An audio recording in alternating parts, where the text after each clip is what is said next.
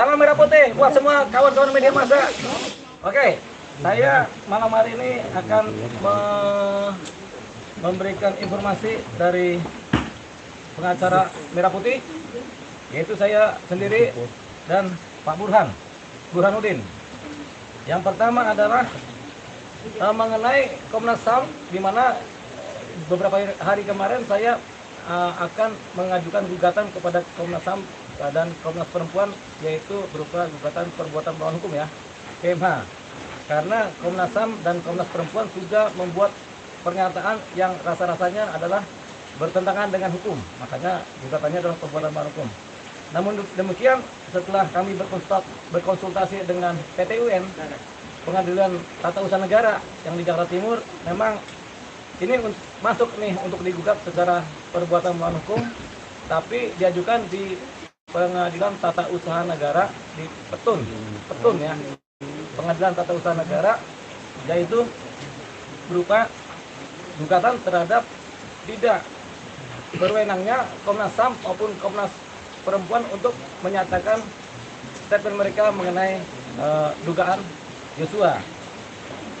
Namun demikian, ada suatu syarat di mana kami pengacara merah putih harus mengajukan peringatan dulu kepada Komnas HAM dan Komnas Perempuan supaya mereka menarik ulang mereka punya statement. Jadi ada permintaan dari Petun di mana Komnas HAM dan Komnas Perempuan harus disurati dulu untuk jangka waktu 10 hari, di mana mereka harus menarik pernyataan mereka. Jadi saya sudah mengirimkan surat kepada Komnas HAM dengan tanda terimanya adalah ini. Di sini ada tulisan Komnas Hak Asasi Manusia. Ini ada tanda terima, ya kan? Ini dia suratnya, tanda terima dari surat kami dari pengacara merah putih. Nah, kami akan bacakan apa isi suratnya, ya, supaya dibacakan saja dulu. Nanti saya share kepada teman-teman. Saya bacakan ya. Jakarta, 9 September 2022, nomor surat 07-BTI-9/2022 lampiran perihal keberatan kepada yang terhormat Ketua Komisi Nasional Hak Asasi Manusia, Jalan Latu Harari nomor 4B RT 1 RW 4 Menteng, Kecamatan Menteng, Kota Jakarta Pusat, DKI Jakarta, di tempat. Dengan hormat, kami yang bertanda tangan di bawah ini dengan ini berkenan menyampaikan keberatan atas tindakan faktual yang dilakukan oleh Komnas HAM sehubungan dengan penyidikan kasus meninggalnya almarhum Brigadir Nofriansyah Joshua Huta Barat. Keberatan yang kami ajukan adalah sebagai berikut. 1.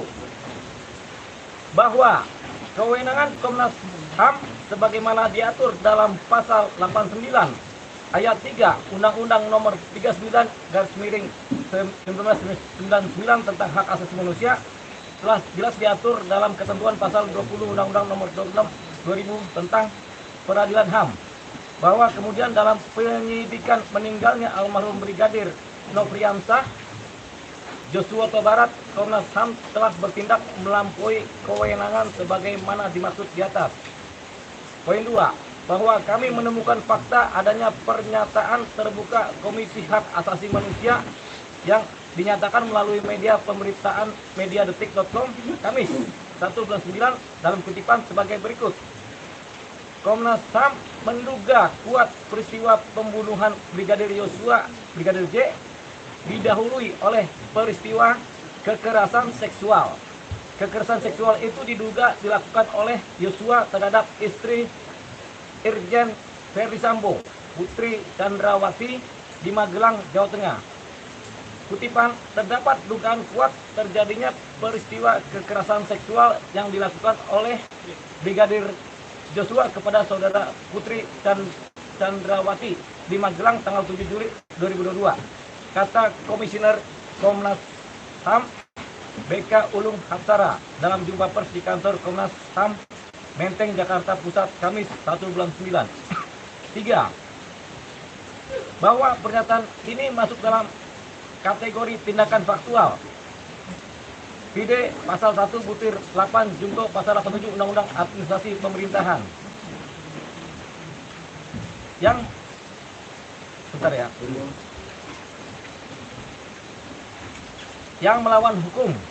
Sebab jadi tadi saya sambung lagi ya, bahwa pernyataan ini masuk dalam kategori tindakan faktual Undang-Undang Administrasi Pemerintahan yang melawan hukum.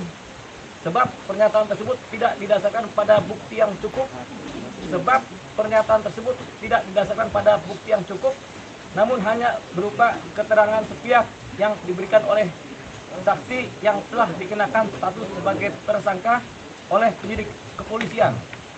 Bahwa menunjuk pada kewenangan yang dimiliki, maka seharusnya Komnas HAM mengeluarkan suatu rekomendasi tentang ada tidaknya temuan adanya dugaan pelanggaran HAM dalam kasus yang sedang dilakukan penyidikan, dan bukan menyatakan hal lain seperti motif dan fakta lain yang masih parsial dan asumtif di luar kewenangannya. Poin 4, bahwa oleh karenanya merujuk pada ketentuan Undang-Undang Nomor 5 Tahun 1985 junto Undang-Undang Nomor 9 Tahun 2004 tentang Peradilan Tata Usaha Negara, Pide pasal 48 junto pasal 51 ayat 3. Dengan ini kami mengajukan keberatan. Jadi pengacara Merah Putih mengajukan keberatan atas pernyataan tersebut dengan alasan sebagaimana dimaksud dalam ketentuan pasal 2 Perma 2 tahun 2019 mengenai pedoman penyelesaian sengketa tindakan pemerintahan dan kewenangan mengadili perbuatan melanggar hukum oleh penguasa, oleh badan dan garis miring pejabat pemerintahan.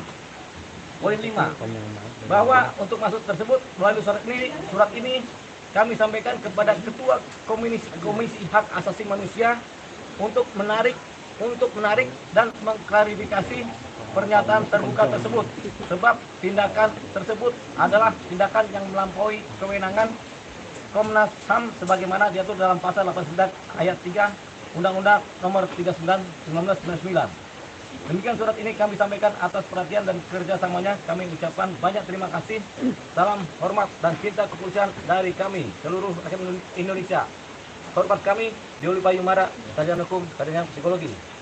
Itulah tadi surat kami yang untuk Komnas HAM, di mana memang ada syarat dalam undang-undang di mana kami harus mengajukan nota keberatan kepada Komnas HAM dengan jangka waktu 10 hari supaya mereka kemudian merespon surat kami dan mereka kemudian menarik pernyataan mereka yang bersifat melawan hukum tadi.